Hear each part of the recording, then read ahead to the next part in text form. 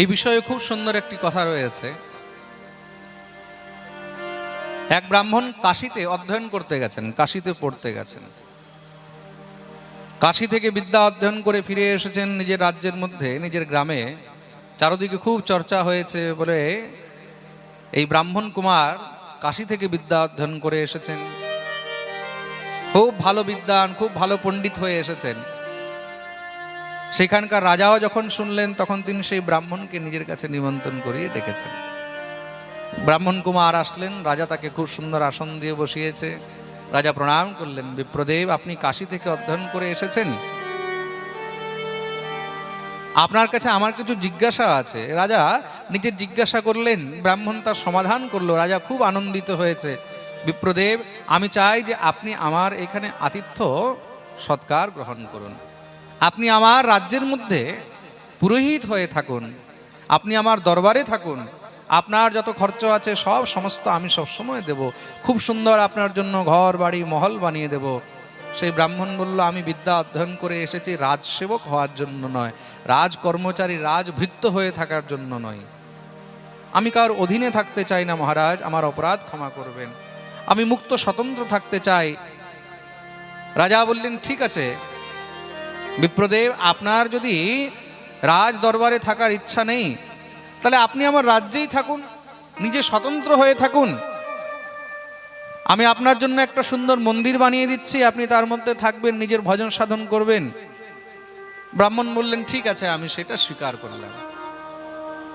খুব সুন্দর সেই ব্রাহ্মণের জন্য মন্দির তৈরি করে দিয়েছে রাজা। সেই ব্রাহ্মণ তার মধ্যেই নিবাস করে নিজের পাণ্ডিত্য কর্ম দ্বারা যা অর্জন হয়, ভিক্ষাবৃত্তি করে যা অর্জন হয় তা দিয়েই জীবন কাটাচ্ছে। সবসময় ঠাকুরের ভজন সাধন নিয়ে সেই ব্রাহ্মণ থাকে। দেখতে দেখতে সেই ব্রাহ্মণেরও বয়স হয়ে গেল, বৃদ্ধ প্রায় হয়ে গেছে, বয়স হয়ে যাচ্ছে। এদিকে রাজার পুত্র সেই রাজকুমার, সেও বড় হয়েছে। রাজা নিজের পুত্রের খুব সুন্দর ধুমধাম করে বিবাহ দিলেন। দূর দেশ থেকে মহারাজ রাজকন্যাকে বিবাহ করে নিয়ে আসা হয়েছে।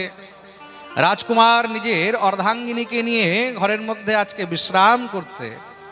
আজকে তাদের শুভরাত্রি। সেই কন্যা এখন নতুন জায়গায় এসেছে, নতুন ঘর, নতুন বাড়ি, নতুন জায়গা, নতুন পরিবেশ। রাত্রিতে তার ঘুম হচ্ছে না।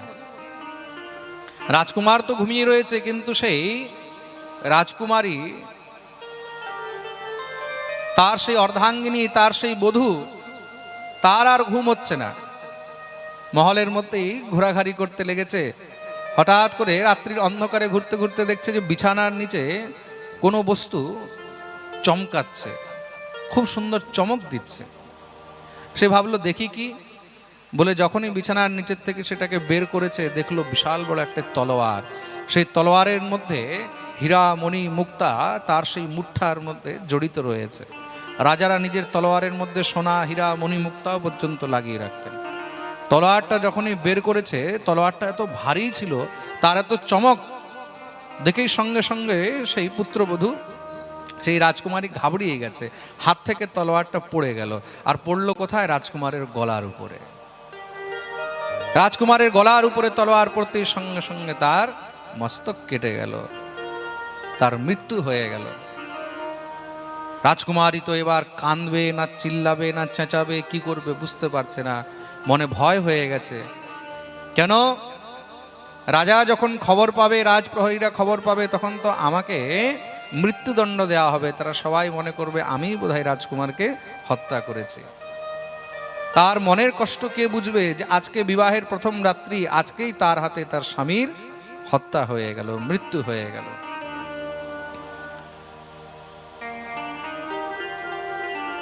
সে মহলের মধ্যেই বিচরণ করছে দুঃখে, বুঝতে পারছে না যে কি করব। হঠাৎ করে ব্রহ্ম মুহূর্তে দেখলো সেই মহলের পিছনে একটি কুয়া রয়েছে, কূপ। সেই কুয়ার মধ্যে ওই ব্রাহ্মণ এসে স্নান করে জল নিয়ে যাচ্ছে। যখনই তাকে দেখেছে, মনের মধ্যে হঠাৎ করে বিচার হলো, সঙ্গে সঙ্গে সে চেঁচাতে লেগেছে, বাঁচাও বাঁচাও বাঁচাও। রাজপ্রহরীরা দৌড়ে এসেছে, কি হলো কি হলো? সঙ্গে সঙ্গে সেই রাজকুমারী চেঁচিয়ে চেঁচিয়ে বলছে, দেখো দেখো, রাজকুমারকে হত্যা করে এক্ষুনি এখান থেকে কেউ দৌড়ে বেরিয়ে গেছে। রাজপ্রহরীরা দৌড়ে গেলেন, গিয়ে সেই ব্রাহ্মণকে পেলেন, তাকে বন্দি বানিয়ে ধরে নিয়ে এসেছে। দরবার লাগলো, রাজা নিজের সামনে সেই ব্রাহ্মণকে দেখেছে, রাজার মনে খুব কষ্ট হচ্ছে। বিপ্রদেবকে বললেন, ব্রাহ্মণ, আমি তোমার এমন কি নষ্ট করেছি যে তুমি আমার পুত্রের হত্যা করলে? ব্রাহ্মণ বলছে, মহারাজ, আমি আপনার পুত্রের হত্যা করিনি। রাজা বলছে, কিন্তু তার স্ত্রী, আমার পুত্রবধূ, সে বলছে যে তোমাকেই নাকি হত্যা করতে দেখেছে। ব্রাহ্মণ বলছে, আমাকে কি করে দেখতে পারে? আমি তো রাজমহলের পিছনে সেই যে কূপ রয়েছে তাতে স্নান করি, নিত্য সেখান থেকে জল নিয়ে যায়। আমি যাচ্ছি, হঠাৎ করে আমাকে রাজপ্রহরীরা ধরে নিয়ে এসেছে। রাজার সেই পুত্রবধূ বলছে, মহারাজ, আমি নিজে দেখেছি, হত্যা করে জানালা থেকে এসে লাফ দিয়ে পালিয়েছে। রাজা বলছে, এই ছিল নাকি? রাজকুমারী বলছে, হ্যাঁ, আমি ইনাকেই দেখেছি, মুখটা ঠিক মতন দেখিনি, কিন্তু বেরিয়ে ইনাকেই যেতে দেখেছে। সেই ব্রাহ্মণ বলছে, মহারাজ, আপনার পুত্রকে আমি জন্মের থেকে দেখছি, আমি তাকে খুব আশীর্বাদ করেছি, জীবনভর তাকে আমি আশীর্বাদ করে গেছি, তাকে হত্যা করে আমার লাভ কি হবে? এই রাজ্যের মধ্যে আপনার কাছে কখনো আমি কোনো বস্তু চাইনি, আমার কোনো অভিলাষা নেই, আমি আপনার সন্তানের হত্যা করব কেন? রাজাও বিচার করলো যে ব্রাহ্মণ তো আজ পর্যন্ত কখনো কিছু খারাপ করেনি, চারদিকে তার সুনাম, খুব সুন্দর, জ্ঞানী, বিদ্বান, আর আমার সন্তানকে হত্যা করে সে পাবেই কি? কিন্তু যখন তার পুত্রবধূ বলছে, সে কাঁদছে, মহারাজ, আমাকে ন্যায় চাই, বিবাহের প্রথম দিনই আমি বিধবা হয়ে গেলাম, এর কারণে আপনি আমাকে ন্যায় দেন। রাজা তখন কিংকর্তব্য বিমূঢ় হয়ে আদেশ করলো, একটি কাজ করো, ব্রাহ্মণ, তার হত্যা করা যাবে না, কিন্তু তার হাত দুটি কেটে দাও। যে হাত দিয়ে সে রাজকুমারের হত্যা করেছে সেই হাত কেটে দেয়া হোক। ব্রাহ্মণের হাত কেটে দেয়া হলো। ব্রাহ্মণ সেই কাটা হাত নিয়ে অসুস্থ হয়ে পড়ে রয়েছেন। দেখতে দেখতে অনেক দিন পেরিয়েছে, সেই ঘাস শুকিয়েছে। ব্রাহ্মণের মনে খুব কষ্ট, সেই রাজ্য ত্যাগ করে দিয়ে ব্রাহ্মণ চলে গেলেন। মনে মনে এত দুঃখ যে আমি জীবনে এমন কোনো অপরাধ করিনি, এমন কোনো পাপ করিনি, জীবনে কোনোদিন কাউকে কোনো কষ্ট দিইনি, কিন্তু আমার সঙ্গে এমন হলো কেন? আমার সঙ্গে এমন অন্যায় হলো কেন? তিনি কোথাও খবর পেয়েছেন যে কাশীতে একজন অনেক বড় জ্যোতিষী রয়েছে, তিনি মানুষের ভূত ভবিষ্য বর্তমান সবকিছু বলতে পারেন, ত্রিকালদর্শী। তিনি মনে মনে বিচার করলেন, একবার তার কাছে গিয়ে জিজ্ঞাসা করি যে প্রভু, আমি এমন কি অপরাধ করেছি, জীবনে এমন কি আমি পাপ করেছি যার ফল আমাকে এইভাবে ভোগ করতে হলো? সেই ব্রাহ্মণ দুঃখী হয়ে কাশীতে সেই জ্যোতিষাচার্যের কাছে, সেই মহাজ্যোতিষীর কাছে গিয়ে উপস্থিত হয়েছে। তার ঘরের মধ্যে গিয়ে যখনই সে আওয়াজ দিয়েছে, ভিতর থেকে সেই জ্যোতিষাচার্যের, সেই জ্যোতিষীর স্ত্রী বেরিয়ে এসেছে। সেই স্ত্রী বেরিয়ে এসে ব্রাহ্মণকে যখন দেখলো, সেই স্ত্রী তখন গর্জনা করে বলছে, কি ব্যাপার, কিসের জন্য এসেছো? সেই ব্রাহ্মণ বলছে, আমি জ্যোতিষী মহারাজের সঙ্গে দেখা করতে এসেছি, উনার সঙ্গে কি দেখা হবে? হ্যাঁ হ্যাঁ, অনেক লোক আসে দেখা করতে, যাও ওখানে বসে যাও, যখন আসবে তখন দেখা করে নেবে। আচ্ছা আচ্ছা, ঠিক আছে। ব্রাহ্মণ সেখানে এক গাছের নিচে বসে আছে, দেখলো সেই জ্যোতিষী মহারাজ এসেছেন। যখনই তিনি ঘরে ঢুকেছে, সঙ্গে সঙ্গে তার স্ত্রী বেরিয়েই সেই জ্যোতিষীকে গালাগালি শুরু করে, এসে গেছে, কোনো কাজ নেই, কর্ম নেই, খালি সবসময় ঘুরে বেড়ায়, ঘরের মধ্যে কি লাগবে কি না লাগবে কখনো একবার দেখেও না, কখনো ভালো করে আমার খেয়ালও রাখে না। আমার তো ভাগ্যই মন্দ, আমার কপাল মন্দ, আমার জীবন বেকার হয়ে গেল তোমার মতন মানুষকে বিবাহ করে। মানুষের সবসময় খালি ভূত ভবিষ্যৎ বলছে, আর আমার দিকে কোনো খেয়াল নেই, আমার কোনো যত্ন নেই, এই নেই সেই নেই। মহারাজ, সে তো আবোল তাবোল যা পারছে বকে যাচ্ছে। ব্রাহ্মণ চুপচাপ শুনছে, হাত পা ধুলো, হাত পা ধুয়ে আসনে বসেছে। তার সেই স্ত্রী খুব করে মহারাজ যা পেরেছে তা বলে টলে ভিতরে ঢুকে গেল। সেই জ্যোতিষী ব্রাহ্মণকে দূর থেকে দেখেছে, তাকে ডাকলো, আসো। ব্রাহ্মণ কাছে গেছে, প্রণাম করলেন। জ্যোতিষী বললেন, বলো, কি বলতে চাও? বলে, মহারাজ, আমি আপনার কাছে এসেছিলাম নিজের দুঃখ নিয়ে, যে আপনার কাছে কিছু জিজ্ঞাসা করব, কিন্তু এখন দেখতে পাচ্ছি আমার থেকে বেশি দুঃখিত আপনি, আমার থেকে বেশি দুঃখিত আপনি, আপনার কাছে আর কি জিজ্ঞাসা করব? ব্রাহ্মণ বললেন, কেন, এমন কি দেখলে? বলে, মহারাজ, আপনার মতন গুণী, আপনার মতন জ্ঞানী, চারদিকে আপনার এত নাম, চারদিকে আপনার এত সুনাম, চারদিকে আপনার এত চর্চা, আপনি এত বড় জ্যোতিষী, কিন্তু আপনার ভাগ্যে এমন স্ত্রী লেখা রয়েছে আপনার কপালে এমন বউ লেখা রয়েছে যে আপনাকে অপমান করছে, আপনাকে যা ইচ্ছা তা বলছে, সংসারে সবাই আপনার সুনাম করে, আপনাকে প্রণাম করে, চারদিকে আপনার নাম ছড়িয়ে রয়েছে। আমি আপনার নাম শুনে আপনার কাছে দৌড়ে আসলাম, আর এখানে এসে দেখছি আপনার স্ত্রী আপনার অবহেলা করছে, আপনাকে গালাগালি করছে, যা মুখে আসছে তাই বলছে, আর আপনি চুপচাপ সহ্য করে শুনছেন। আপনি এত বড় জ্যোতিষী হয়ে নিজের জন্য একটা ভালো বউ দেখতে পারলেন না? আপনি নিজের জন্য একটা ভালো অর্ধাঙ্গিনী দেখতে পারলেন না? সেই জ্যোতিষী হাসতে লেগেছে, বলছে বিপ্রদেব,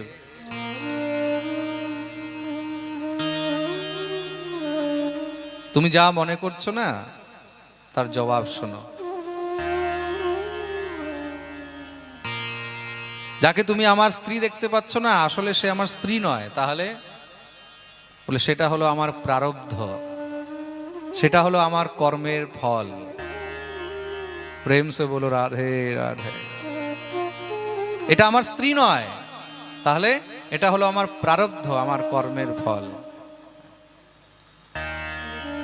পূর্বজন্মে আমি এক কাক ছিলাম, আর এই যে আমার স্ত্রী আছে না, একটা গাধা ছিল।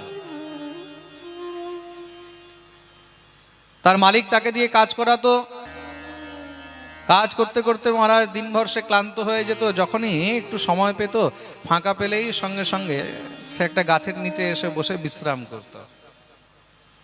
তার পিঠের মধ্যে খুব বোঝা দেওয়া হতো, তো তা সেই বোঝা বইতে বইতে তার পিঠে একটু ঘা হয়ে গেছিল।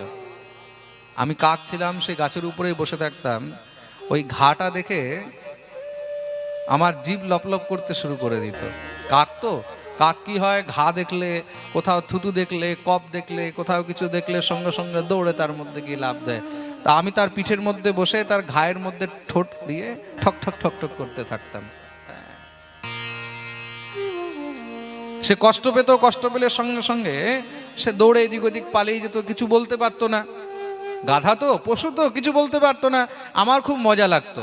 সে যখন দৌড়াতো, আমি আবার গিয়ে তার পিঠের উপরে উঠে বসে যেতাম, আবার তার ঘায়ের মধ্যে ঠোঁট দিয়ে খুব করে ঠোকর মারতাম। দেখতে দেখতে তার ঘা আরো বেড়ে গেছে। এবার তো আমার খুব মজা লাগতে লেগে গেল। তাকে যেখানেই দেখি সেখানে আমি তার পিঠের উপরে গিয়ে বসে সেখানে তার ঘায়ের মধ্যে আবার সেই ঠোকর মারা শুরু করে দিই। ঠোকর মারতে মারতে একদিন তার হাড়ের মধ্যে আমার ঠোঁট ঢুকে গেছে।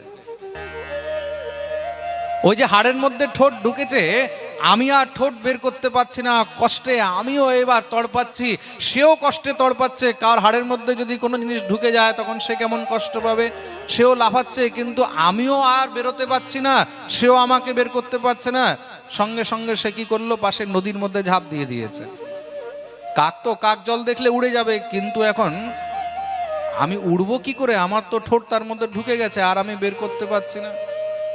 সেই গাধা তো নির্বুদ্ধি, জলের মধ্যে আরো গভীরে চলে গেছে। যখন চলে গেছে সেই স্রোতের মধ্যে সেও বয়ে গেছে, আর আমিও তার সঙ্গে বয়ে গেলাম। দুইজনের মৃত্যু হয়ে গেল। পরজন্মে সে স্ত্রী হয়ে জন্মগ্রহণ করেছে, আর আমি ব্রাহ্মণ হয়ে জন্মগ্রহণ করলাম, আমি জ্যোতিষী হলাম। কিন্তু আমার প্রারব্ধে তার সঙ্গে যে আমার সঙ্গ লেখা ছিল, ওই যে প্রারব্ধের ফল লেখা ছিল, তার জন্য তার সঙ্গে আমার বিবাহ হলো। ওই যে ঠোঁট ঢুকেছিল পূর্বজন্মে, আজ পর্যন্ত আর সেই ঠোঁট বের করতে পারলাম না। এই জন্মে সেই আমার স্ত্রী হলো, আর আমি তার স্বামী হলাম। ওই যে পূর্বজন্মে আমি সবসময় তাকে ঠোকর মারতে থাকতাম, তাকে যে আমি নিজের জিহ্বা দিয়ে, নিজের ঠোঁট দিয়ে কষ্ট দিতে থাকতাম, তার জন্য এই জন্মে সে আমাকে সবসময় নিজের বাণী দিয়ে, নিজের মুখ দিয়ে কষ্ট দিতে থাকে, আর আমাকে চুপচাপ সব সহ্য করতে হয়, শুনতে হয়। সে যা বলছে আমাকে সব শুনতে হচ্ছে। বলে আপনি গুণগণ মেলাল না? বলে আমি সব মিলিয়েছি, তার সঙ্গে আমার গুণগণ সবকিছু মিলেছে। জ্যোতিষের সিদ্ধান্তের অনুসারে আমি দেখলাম যে সে আমার উপযুক্ত পাত্রী। ওই যে তার সঙ্গে আমার প্রারব্ধ লেখা আছে, গুণগণ সবকিছু মিলেছে, তার সঙ্গেই বিবাহ হয়েছে। কিন্তু ওই যে আমি যে এই কর্ম করেছি তার ফল আমাকে ভোগ করতে হবে, তার জন্য আজও সেই কর্মের ফল ভোগ করেই যাচ্ছি। তুমি যতই কুণ্ডলী মিলিয়ে নাও, তুমি যতই গুণগণ মিলিয়ে নাও, তোমার ভাগ্যে, তোমার প্রারব্ধে যা লেখা আছে তোমাকে সেটা ভোগ করতেই হবে। প্রেম সে বলো রাধে রাধে।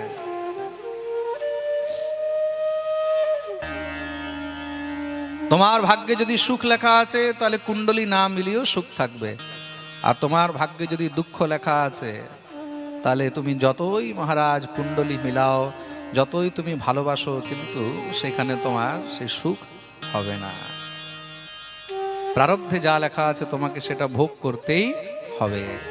অবশ্যমেব ভোক্তব্যম কৃতম কর্ম শুভাশুভম। তাহলে মহারাজ আমি এমন কি কর্ম করেছি যে আমার হাত কাটা গেল? সেই জ্যোতিষী বলছে, জানো, পূর্বজন্মে তুমি এক সাধু ছিলে, তুমি প্রতিজ্ঞা করেছিলে যে আমি কখনো মিথ্যা কথা বলবো না। একবার তুমি গঙ্গা স্নান করে যাচ্ছ, সেই সময় সামনের থেকে একটা গাভী একটি গরু দৌড়ে যাচ্ছে, পিছনে পিছনে একটি কসাই আসছে। সেই কসাই এসে তোমাকে জিজ্ঞাসা করলো, এখান থেকে এখন একটা গরু গেছে, তুমি দেখেছো? তুমি মনে মনে ভাবলে যে কসাইকে যদি আমি বলি সে তো গরুকে মেরে ফেলবে।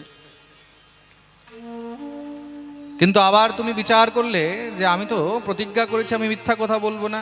তা তুমি মুখে কিছু বলোনি, কিন্তু হাত দিয়ে দেখিয়ে দিয়েছো, হ্যাঁ এই দিকে গেছে। সেই কসাই সঙ্গে সঙ্গে পিছনে দৌড়ে গিয়ে গরুটাকে ধরে নিয়ে আসলো, এসে সেই গরুটাকে হত্যা করেছে, গরুর গলা কেটে দিল। ওই যে তুমি হাত দিয়ে ইশারা করে দেখিয়েছো, এই জন্মে কিন্তু সেই গাভী, সেই গরুটাই কিন্তু রাজকুমারী হয়ে জন্মগ্রহণ করেছে, আর সেই যে কসাই ছিল সে রাজকুমার হয়ে জন্মগ্রহণ করেছে, আর তুমি ব্রাহ্মণ হয়ে জন্মগ্রহণ করলে।